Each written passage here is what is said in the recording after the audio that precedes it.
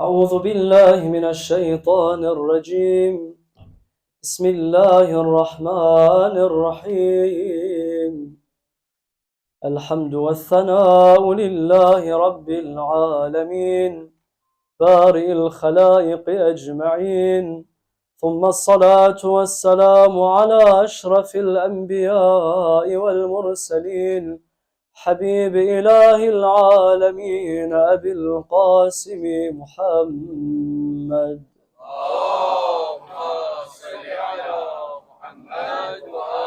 وعلى آل بيته الطيبين الطاهرين المعصومين المظلومين واللعن الدائم على أعدائهم أجمعين من الآن إلى قيام يوم الدين. أما بعد، فقد قال الله تعالى في محكم كتابه المجيد وقوله الحق: بسم الله الرحمن الرحيم لا إكراه في الدين قد تبين الرشد من الغي فمن يكفر بالطاغوت ويؤمن بالله فقد استمسك بالعروة الوثقى آمنا بالله صدق الله العلي العظيم. صلوات.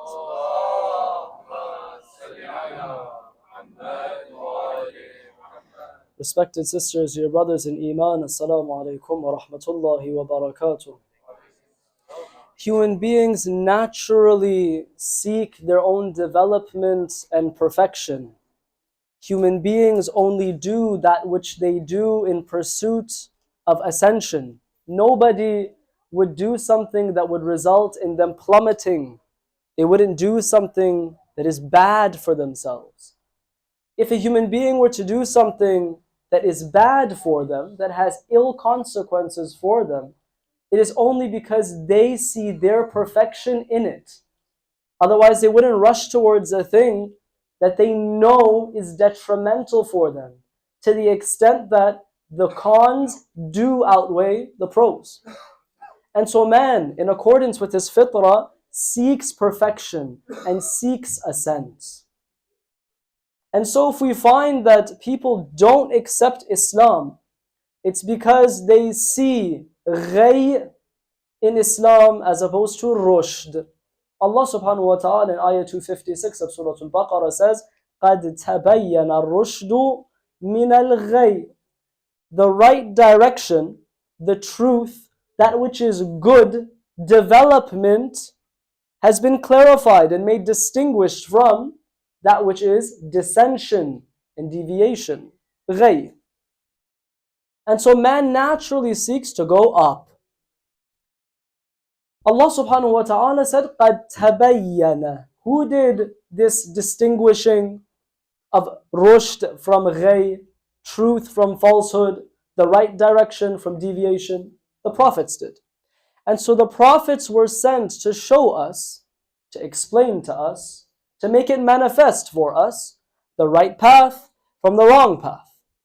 The word that's been mentioned here is ghay. Ghay and dalal are similar but different. Dalal means deviation after knowing the right course. I know which way I was supposed to go, and instead I went the wrong way. I deviated. This is dalal. وَمَاذَا بَعْدَ الْحَقِّ إِلَّا الضَّلَالِ. He saw the truth and he deviated from it. Ghay is more all-encompassing. Ghay means whether the person knew or didn't know the path, at the end of the day, the fact of the matter is that he's gone off course. The Rusul and the Anbiya, the prophets of Allah subhanahu wa ta'ala, were sent to show the truth, to show the right path to all. The one who intentionally, knowingly goes off, and the one who at the end of the day is off track, we want to bring him back. However, the fog of confusion that has bothered the believers with regards to this verse that we've read and this concept can be explained in 4 questions that we want to answer tonight. Number 1 is that if man has been made free, then should he also not have the right to freely choose what he will do and what his society will look like? Sure, the prophets will come to guide, but after their guidance, the choice should be mine. Number 2, why is it that democracy is so attractive to human beings, the freedom of choice. Number 3, is it the case that the laws of Islam were meant to be forced onto societies from a governmental position? And number 4, if religious societies are the ideal, why is it that we've seen in the past few centuries in our history that many nations have risen up against religious societies and have rejected them? To find the truth in this fog of confusion, we seek to answer these questions, but first, Sallu ala Muhammad wa ali Muhammad.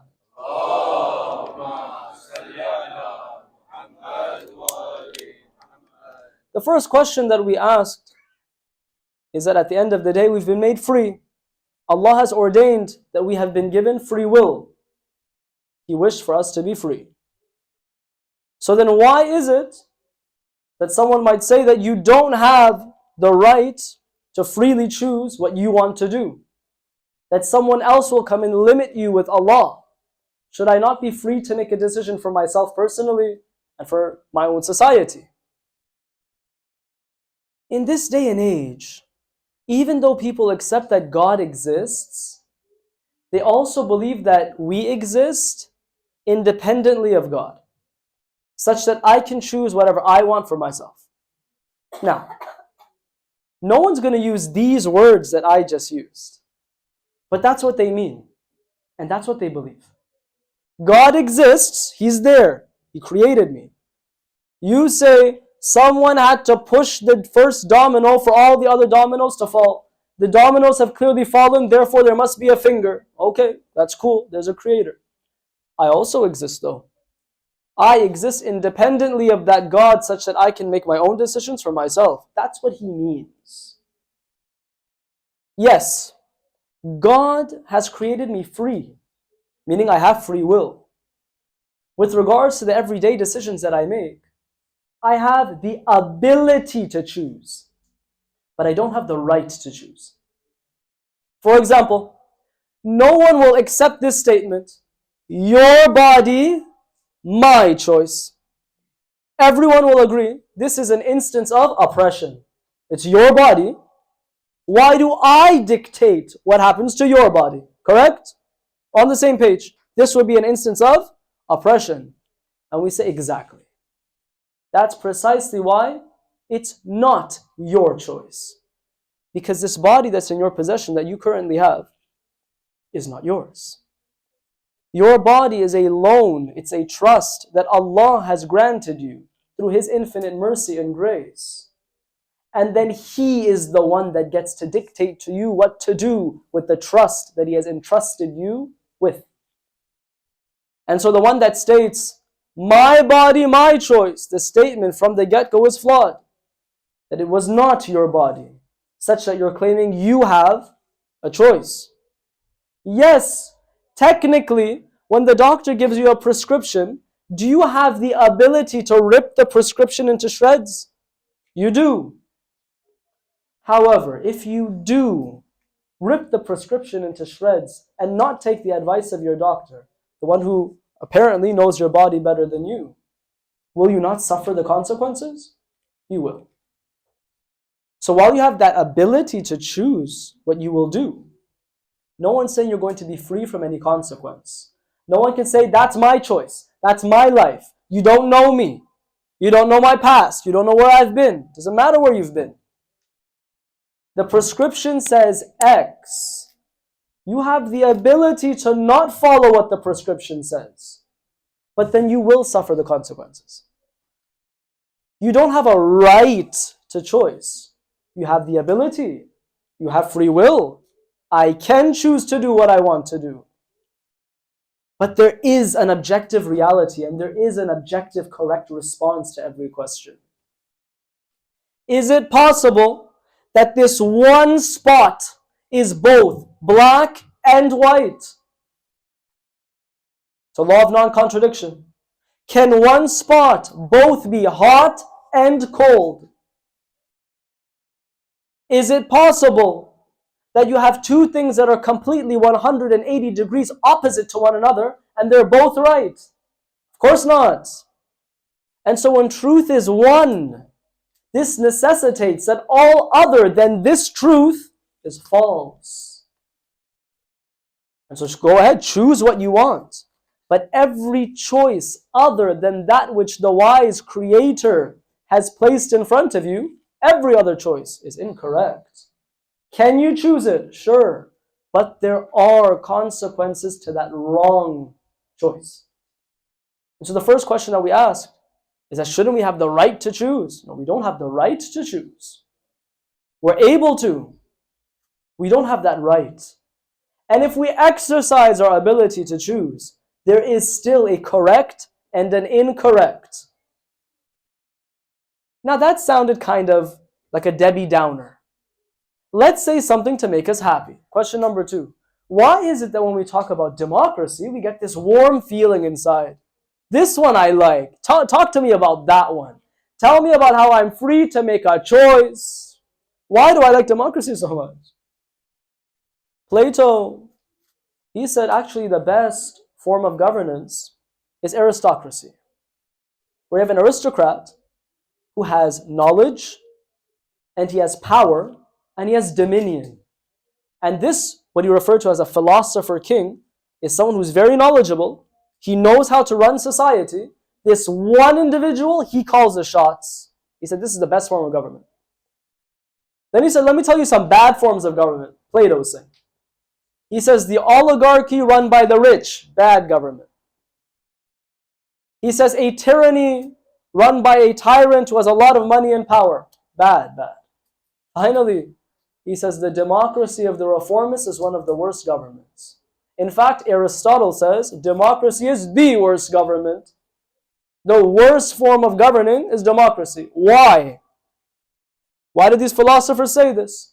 What's wrong with democracy? It makes me feel good. Democracy is an illusion. Democracy is telling you that you only answer to yourself. Apparently, someone else is in charge. Apparently, someone else is the leader. But what are you telling yourself? He's the leader because I voted for him. And so who am I following? The leader? No, I'm following myself. أَفَرَأَيْتَ مَنِ اتَّخَذَ إِلَهَهُ هَوَاهُ. Have you seen the one who follows his own desires? It means this. The one who only follows himself. He's subservient to his own desires only. Do you know what the biggest problem for the Muslim Ummah was after the passing of Rasulullah? The worst problem. The thing they just couldn't get over. Do you know why they rejected Amir al-Mu'mineen? Maybe you've heard many a time, your parents may have said, I don't know who, they'll say the people just didn't like Ali because he was just too just. His justice was just too much. Does that make any sense to you? The people love justice. Do you want an unjust, corrupt, tyrannical ruler? You want justice. That's why the people say no justice, no peace. No, we want justice.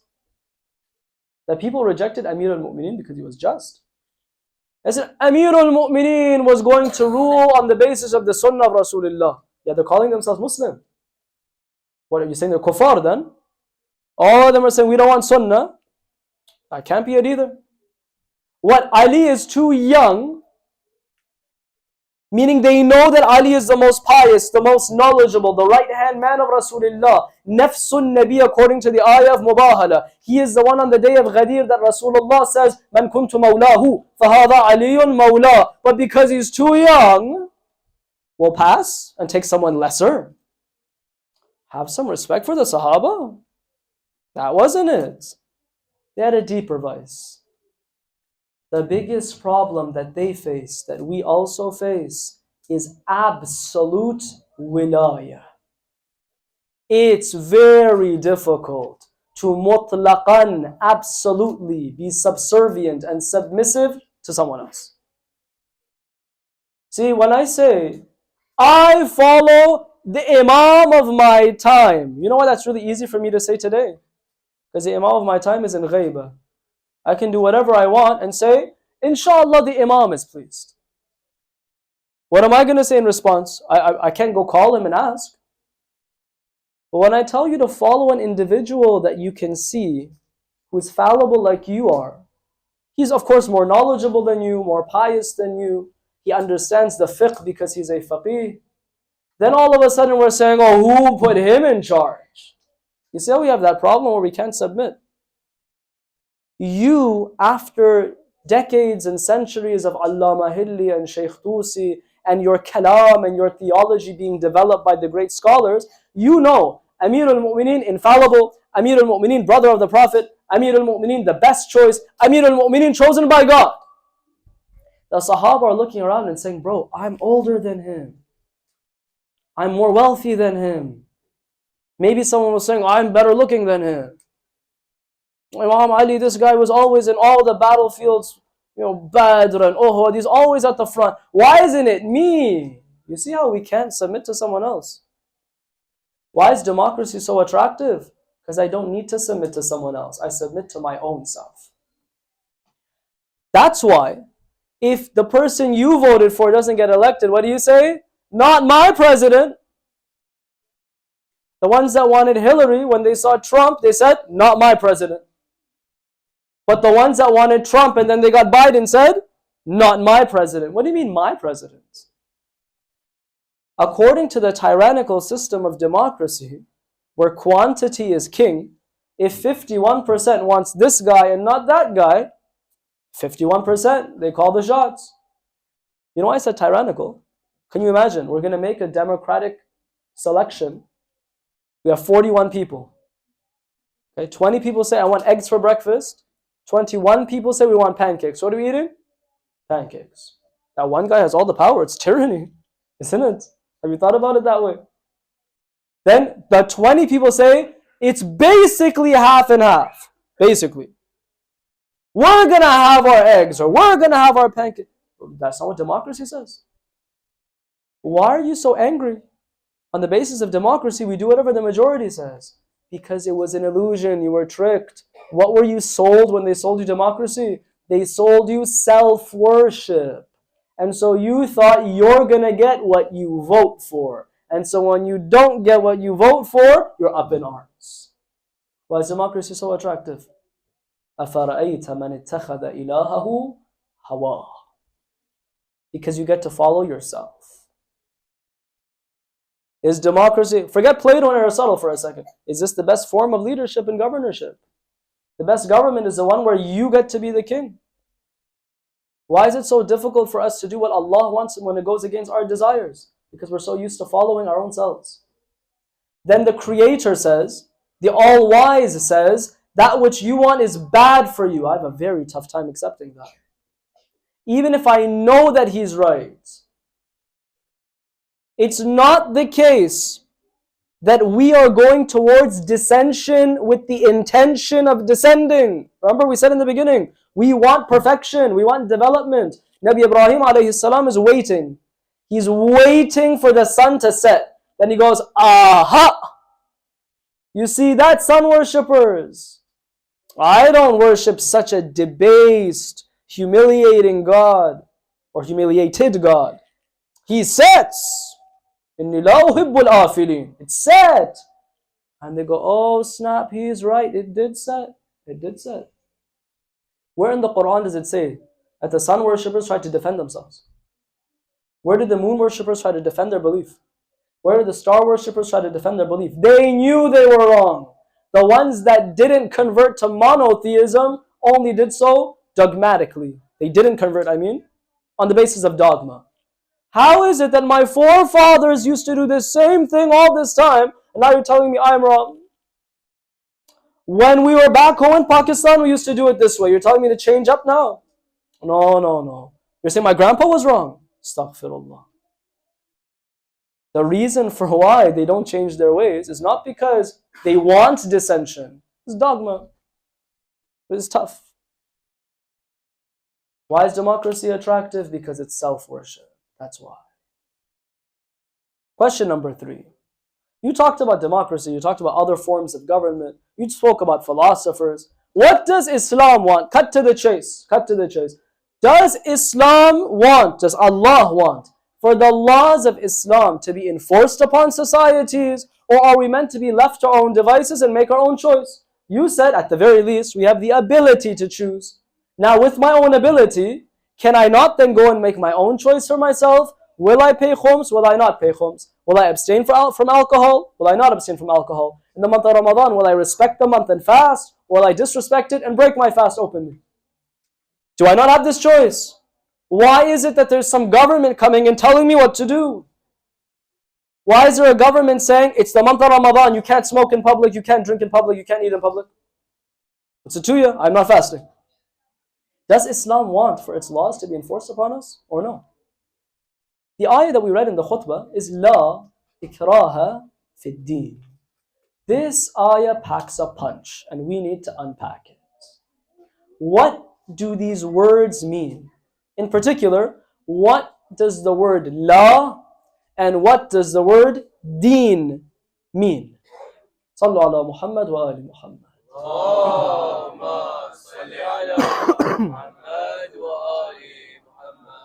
In Arabic, we have different forms of La. What does La mean, guys? No. We have a La which is Nafiya. We have a La that is Nahiya. La that is Nafiya means the sky is not green. I didn't say, sky, don't be green. I said sky is not green. I have negated greenness from the sky. It's the no of negation. It's not the case. This is not how it is. It's not a prohibition. The La which is Nahiya is a prohibition. Don't wear black. Don't jump. Don't talk. Don't. It's prohibition. The law in this ayah is nafiya, meaning there is no compulsion in religion. It doesn't mean don't compel anyone to be religious. Don't compel anyone to come to religion. That's not what the ayah is saying. It's saying there is no compulsion in religion.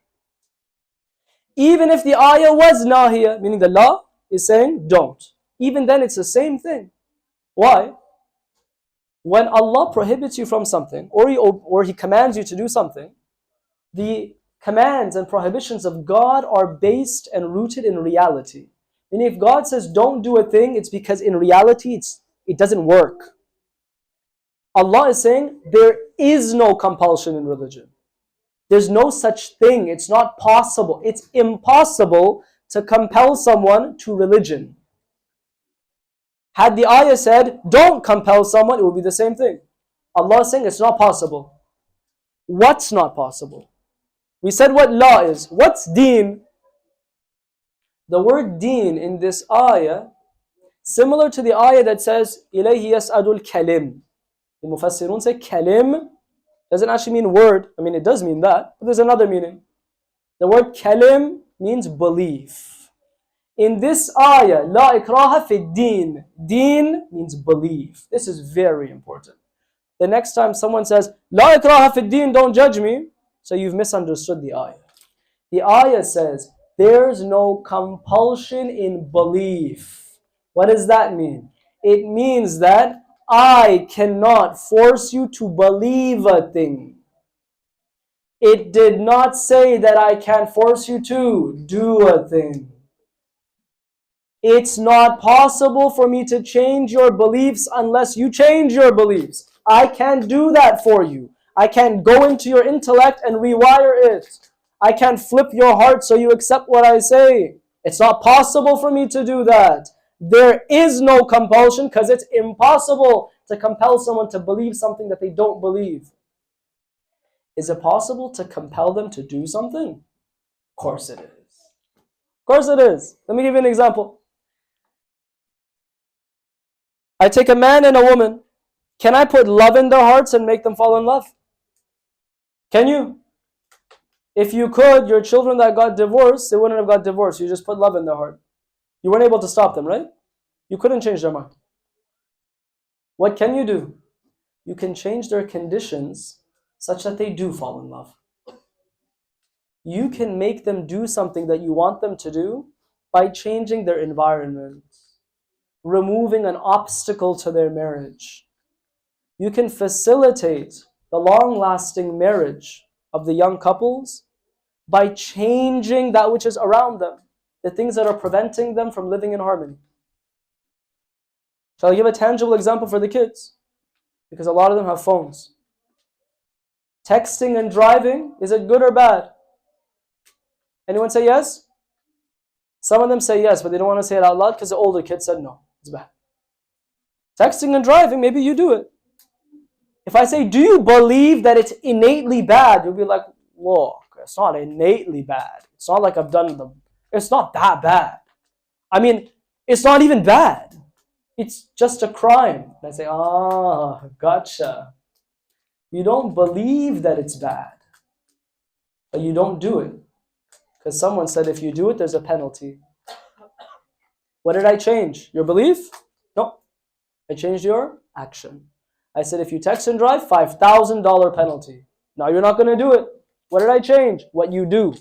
You will not text and drive because I put a law in place. What would have been the better option? Remember the first night we were together, we said that enforcing the law is the last resort? It's not bad, it's just the last resort. Remember we said 5 other factors to regulate human behavior? We spoke about the social norms and the social beliefs and education. What would have been better is that we educated the kids about, driving safety, road safety. But when the kids just can't get off their phone because they're Gen Alpha, can Gen Alpha even drive? I don't think so, too young. Right? Because these kids who are getting their licenses, they just can't put their phone down. We say, there's a fine if you text and drive. Then he says, okay, my bad. I know gas prices are coming down, but at one point they were really high. And then we're kind of feeling our pockets and we're like, it's all going down. I'm not trying to pay a fine for texting. What can I do? I can change your action. What can't I do? I can't change your belief. Allah subhanahu wa ta'ala is saying, Ya Rasulullah, you can't force anyone to believe something that they don't believe. You can change their actions though. Does Islam want to enforce the ahkam on the society? Yeah. Do we not believe that Islam is the truth? Yes or no? Then if Islam is the truth, other than Islam is false. Now I'm asking you, do you want a society that's governed by the absolutely true laws? Yes or no? Yes. You were scared so much in the media when they talked about Sharia law that now you're too embarrassed to say it out loud. But do you believe or not that the Sharia is absolutely the only way to function in life? Yes. So it means to be a Muslim. Does Islam now want these laws to be enforced in society? Also yes. If not, the ayah that we read, did I read it? I don't think I read it. The ayah that says that مَنْ يَبْتَغِي غَيْرَ الْإِسْلَامِ دِينًا فَهُوَ فِي الْآخِرَةِ مِنَ الْخَاسِرِينَ. The ayah says that the one that chooses any other way except Islam, then in the hereafter he's a loser, is telling me there is no other way. Had it not been the case that we wanted everyone to necessarily join the path of truth, why would Allah speak in this way? He would have said, to each their own. There are as many pathways up the mountain as there are people on earth. He would have said that. Instead he says, the one that goes off this path, he's a loser. Does Islam want the ahkam to be enforced? Had that not been the case, why does Allah tell the Prophet, قُلْ, tell the people, don't do X, do Y. Tell the men, cast down their gaze. Tell the women, cast down their gaze. Tell the women, cover up. Why are these ayat there? What about the ayat about hudud and diyat? That if you were to commit a particular social sin, meaning a sin that takes place in society, there's a punishment associated with it. Maybe execution. Maybe the judge will decide lashing. Maybe the judge will decide cutting of the fingers for the thief. Why are these punishments there then? Don't enforce them. Allah places punishments because they're meant to be enforced. Well, by who? By some sort of governmental body that enforces the laws of God. You're saying Islam doesn't want to enforce its Sharia, but then tells me that these are the punishments for someone that disobeys these laws. Who's supposed to enforce it then? Allah subhanahu wa ta'ala is coming and telling me that if you catch someone doing zina, 4 people see the act. This is the punishment for it. Who was supposed to enact that punishment? And so, does Allah want the Sharia to be enforced? Yes. Now, we can't change the people's beliefs. We can change their actions. Before we get to the law, what's the best thing that we can do so we don't have to crack down on people? Like we said in the first night, and the people obstinately refuse.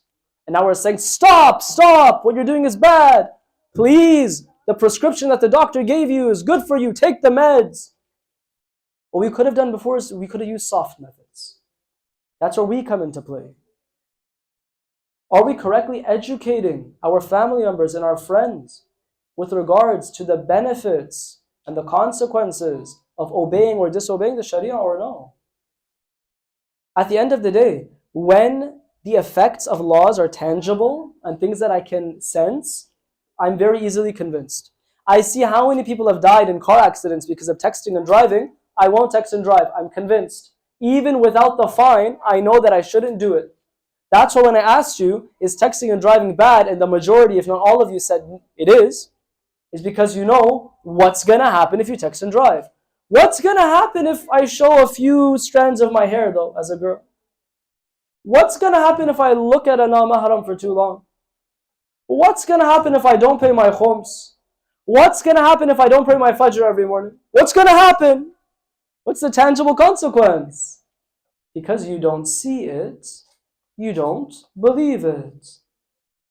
Before we get to enforcing the law, the best thing that we could have done is to educate our youth, and it's not too late for those who are older than youth, about the philosophy of our ahkam, but why it is that we pray 5 prayers a day, and why missing a prayer or even delaying it is one of the worst things that we can do.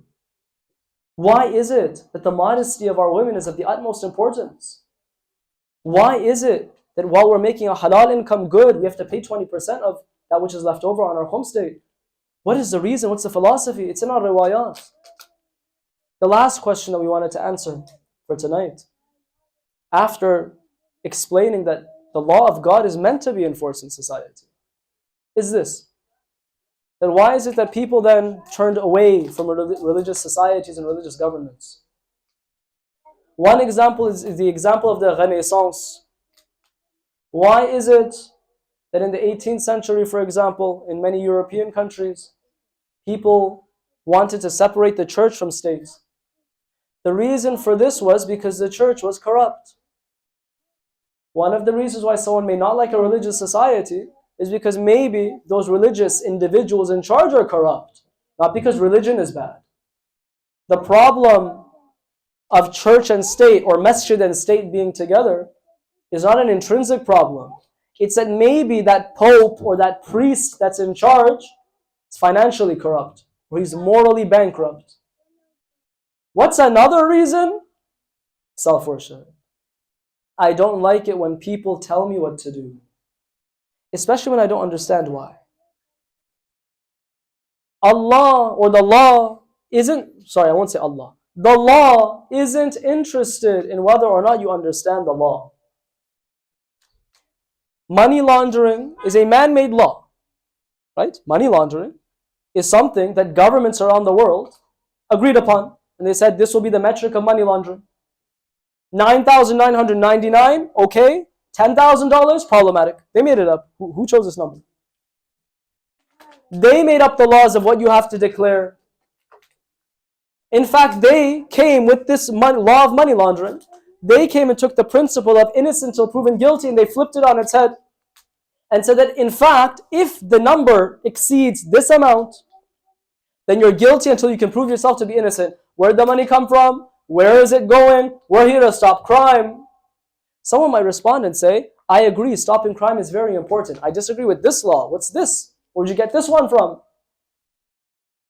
The authorities will respond to you and say, we don't care if you don't understand why money laundering is a problem for us. You are still in trouble. People don't like that. People don't like it when they're told what to do.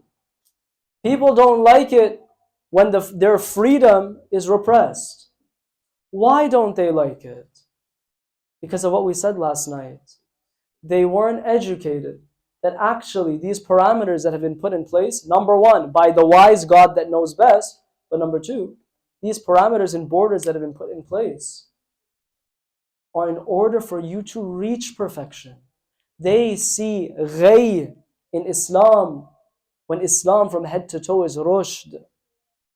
Islam is guidance and ascension and perfection, but they see it to be deviation, and they get FOMO.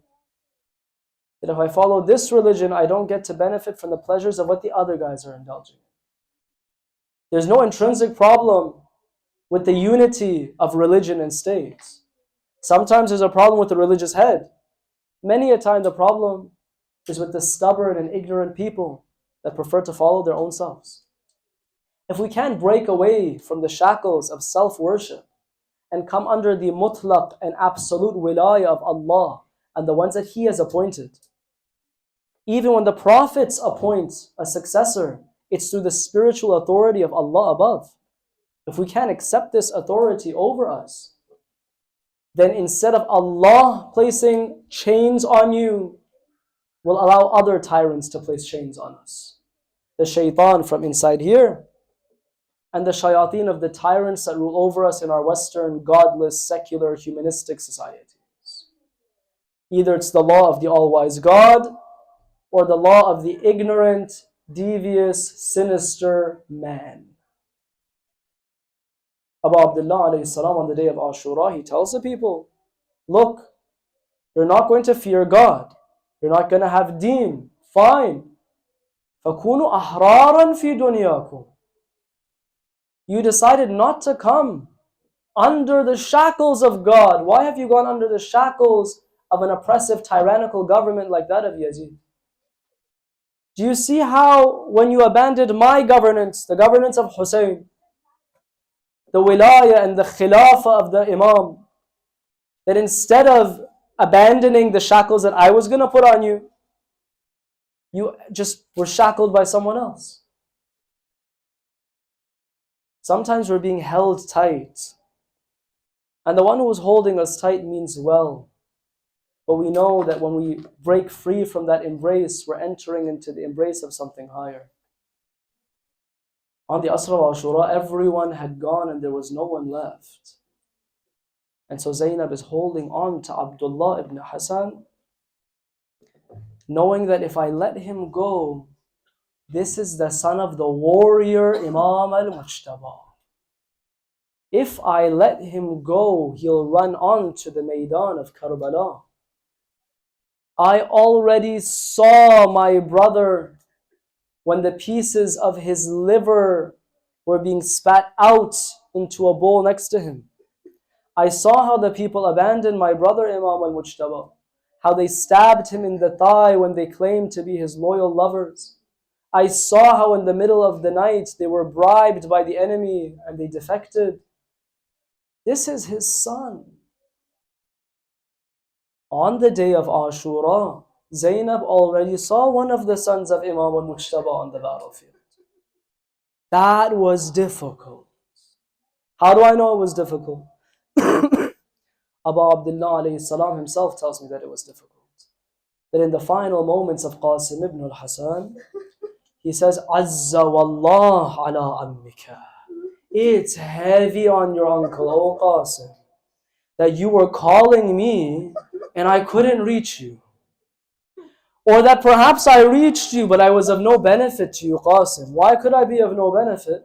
Because by the time I reached you, you were already under the hooves of the horses. By Allah, this is difficult for Zainab. So when she's holding on to Abdullah ibn Hassan, she's already seen the elder brother go. How can I let the younger brother go? Sallallahu alayka ya Aba Abdullah أيها الشهيد بكربلاء عطشانا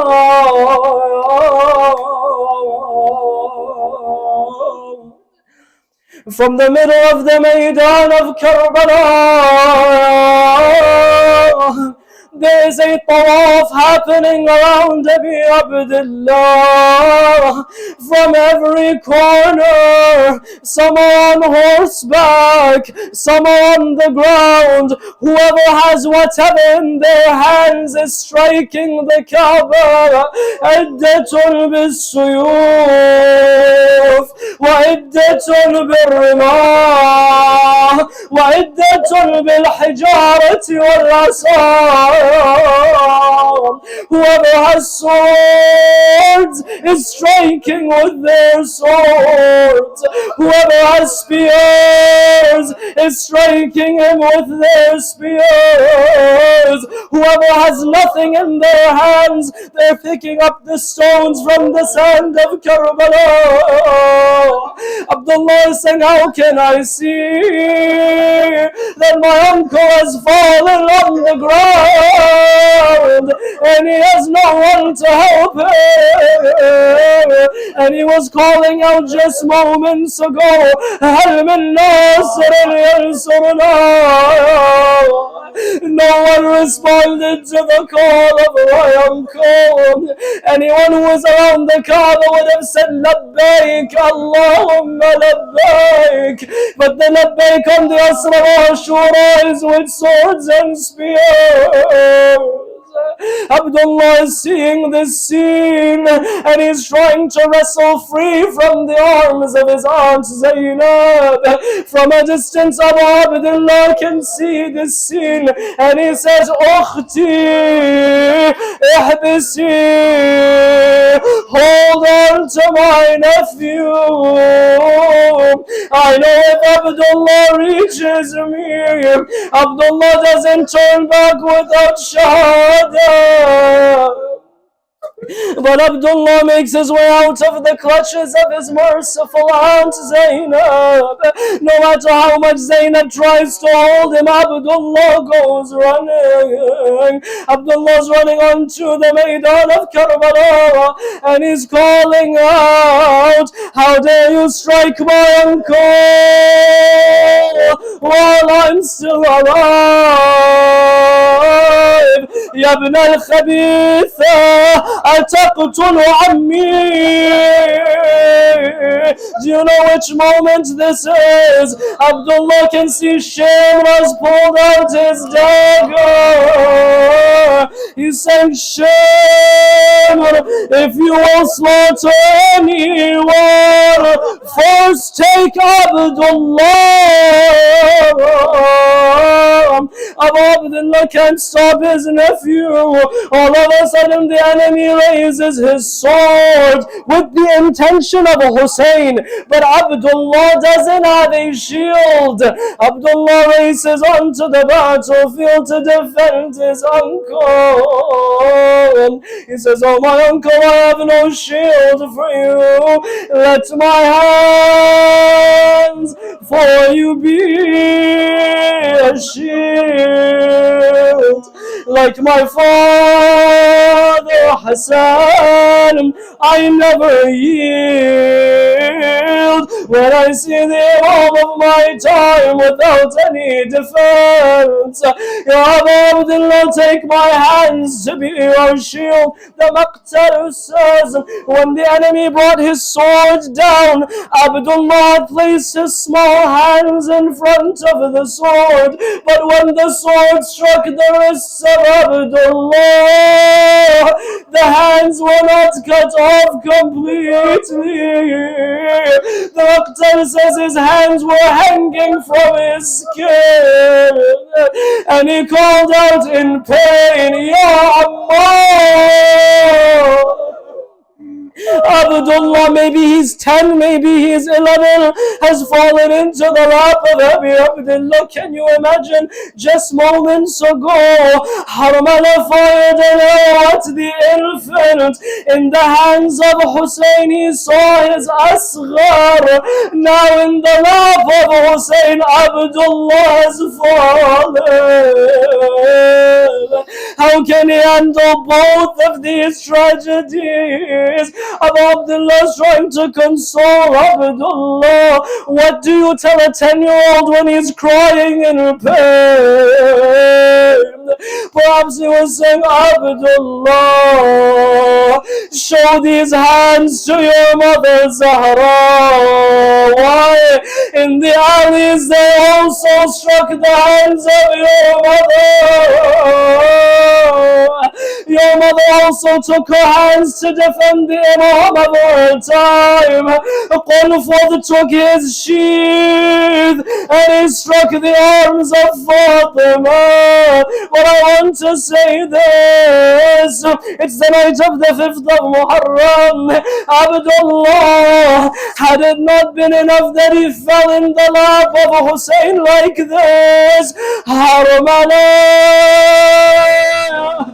already he's killed a 6-month-old. I don't know if the Maqtal says with what. The Maqtal says فَضَبَحَهُ فِي حِجْرِ عَمَّهِ. Abdullah, like a ram for the slaughter, is in the lap of his uncle. Sallallahu alayka ya Abu Abdullah. Sallallahu alaykum ya ahla bayt al-nubuwwa ala la'natullahi ala al-qawm al-zalimin. وسيعلم الذين ظلموا أي منقلب ينقلبون. نسألك اللهم وندعوك باسمك العظيم الأعظم العز الأجل الأكرم. Ya Allah, by the right of the blood of the shuhada, we beseech you, allow us to exit self-worship and become your obedient servants, Ya Allah. Place your love and the love of the Quran and the Ahlul Bayt in our hearts and in the hearts of our families. Ya Allah, for those who are unmarried from amongst us in our communities, marry them to the lovers of Muhammad and all Muhammad. Grant us the offspring and the progeny of the Shia of Muhammad and all Muhammad. Don't allow us to leave this world unless we're the followers of Muhammad and all Muhammad. Ya Allah, protect our leader, protect our marajah, protect our scholars, all of those who are defending the borders of Islam. Ya Allah, through our efforts, through our hands, by the right of the hands of Abdullah ibn Hassan, we beseech you, allow us to be the cause of the hastening of the coming of our Master, the destruction of the oppressors, and the assistance of the oppressed. وعجل اللهم في فرج مولانا صاحب الزمان ماتم حسين.